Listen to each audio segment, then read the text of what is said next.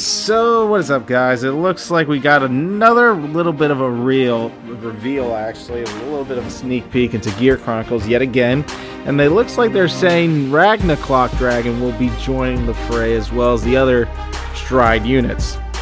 So let's see what this card does.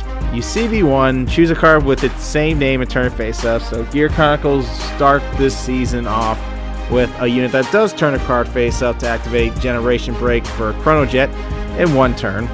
But when this unit attacks a Vanguard, you may pay the cost if you do. So this activates on attack. If you do until the end of the turn, your opponent cannot call grade zeros. Obviously that has to get reworded for zeros format. There's no such thing as calling grade zeros anyways, but we'll see how they reword that in general.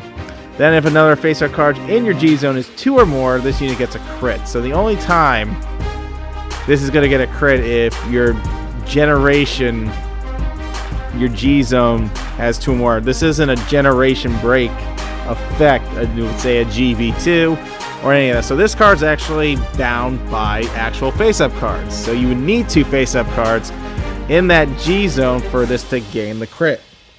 Because it doesn't say GB, it's not going to get the crit, since he's more specific on your G zone needs to be 2 or more.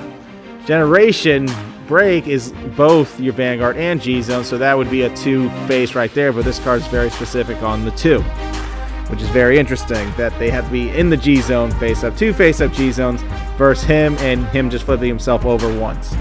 So you still have to stride again to gain the crit at the end of the day. But again, this just helps Chrono Jet hit his stride at the end of the day, lets him bind.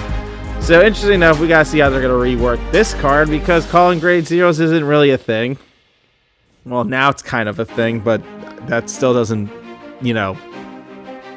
settle with everything else. But anyways, we'll see how Ragnaclock gets translated into zero in the future, but it's good just to see what this guy would bring, and it looks like he brings a crit pressure type of game. But it costs CB1 anyway, so with Chrono Jet being CB1, so that's 2 CB, pretty much bind a unit and gain a crit for CB2, which isn't too bad. It's actually pretty good. Alright, that's all we have for you today. We'll keep you posted on some more news tomorrow morning. Peace out.